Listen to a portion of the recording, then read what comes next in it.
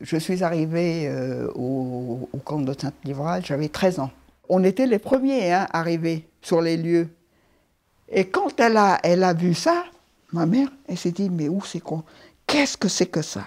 Qu'est-ce que c'est que ça? On rentrait là-dedans, qu'est-ce qu'elle voit?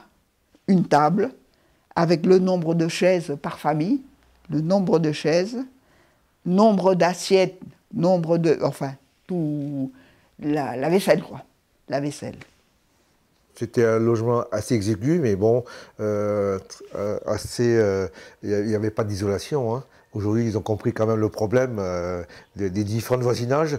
Et c'est vrai qu'on avait 4 petites pièces, dont la pièce de vie faisait peut-être 12 mètres carrés de la pièce de vie. Je crois qu'on a 6 pièces, parce qu'on est 9 en tout. Bon, l'État nous a donné un logement de 4 pièces, puis après un petit logement de 2 pièces. On n'a même pas d'eau courante dans la maison.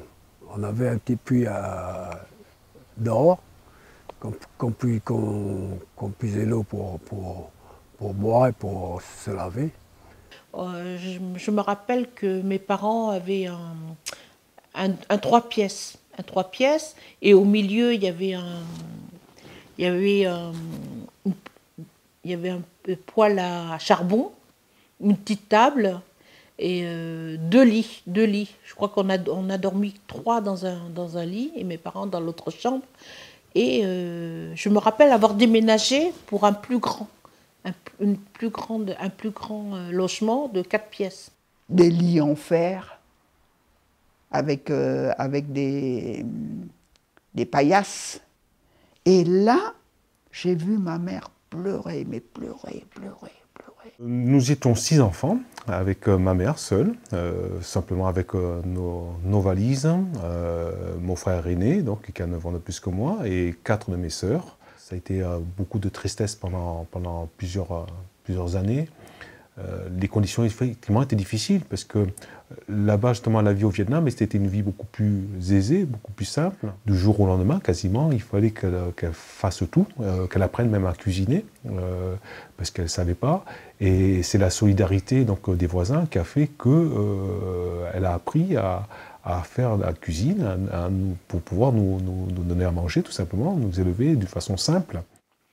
De 56 à 62, pour éviter que les gens restent, ils ont instauré quand même un décret qui s'appelle la loi Morlot. Donc cette loi qui est sortie, voilà, l'arrêté Morlot, et en pensant que ça allait faire partir les gens. Et non, parce qu'il n'y avait aucune possibilité de sortir de ce camp, aucune. Étant donné qu'il y avait cet arrêté Morlot, les gens ne pouvaient pas aller travailler loin du camp, ils n'avaient aucun moyen de transport, puisque c'était considéré un vélo, une moto, une voiture comme un luxe. Donc ils pouvaient seulement utiliser un vélo pour aller faire 6 km pour les travailler, c'est tout ce qu'ils pouvaient faire. Je ne sais pas pourquoi ils fermaient ce portail. Ils ont peut-être peur qu'on se sauve. Et il y a le couvre-feu, hein. Il y avait le couvre-feu, hein. À 10 h du soir, il n'y a plus aucune lumière dans le camp. Parce qu'on a l'électricité gratuite, mais comment dire, c'est limité, quoi. Parce que si on dépasse certains ampères, ça saute. Nous, on levait encore le drapeau français le matin, à la gloire des Français, dans ce camp, alors qu'on était enfermés.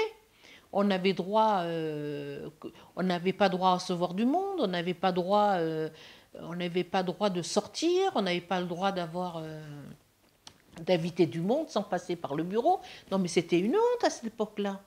Et donc, si vous voulez, et nos parents étaient obligés de se taire. On n'a pas le droit aussi d'avoir un bien comme une voiture ou même une télé. Sinon, on se fait dégager du camp, quoi. Toutes les personnes qui commençaient à travailler, qui commençaient à avoir une situation sociale et qui pouvaient acheter un minimum donc, de choses pour améliorer leur quotidien, ne serait-ce qu'un frigo, avaient pratiquement peur d'être chassés du CAFI. Ça a été la même chose pour une voiture. Les premières personnes qui achetaient des voitures avaient peur d'être chassées du CAFI et d'être coupées de cette vie communautaire qui a été créée là-bas et qui a apporté quand même un lien social très important. Voilà. Un jour, je dis, mais maman, où c'est que tu vas? Je la voyais, elle se pressait et tout. Elle me dit, on va aller avec l'amicale, on va aller au bureau du directeur. On va faire des réclamations. Des réclamations. J'ai dit, ah bon, vous allez faire des réclamations? Et je crois qu'ils ont dû être jetés, je ne sais pas ce qui s'est passé exactement.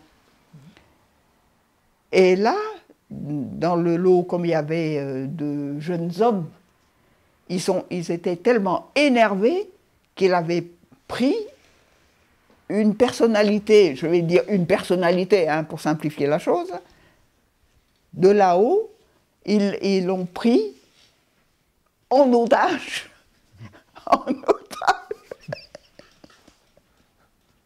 Alors, émeute, émeute. Et ben voilà, ils ont fait venir les CRS. N'importe quoi. N'importe quoi, franchement. Bon. Je me rappelle, il y a une année où ils ont envoyé des CRS dans le camp pour surveiller. Mais ils sont restés un mois, après ils sont partis. Ils voient que nous, on n'est pas des gens violents, ni comment dirais-je, on n'est que des gens pacifiques, quoi. Les conditions se sont améliorées à l'arrivée du docteur Daulas. Quand il est arrivé. Voilà, parce qu'il se disait, mais c'est pas possible. Comment on peut laisser vivre les personnes dans des conditions comme ça, quoi. Il s'est beaucoup battu, hein, pour nous, hein. Et la première chose qu'il avait faite, c'est de faire installer les bains-douches. Parce qu'il n'y avait pas de confort, il n'y avait rien, hein. Il a fait faire une campagne de dératisation.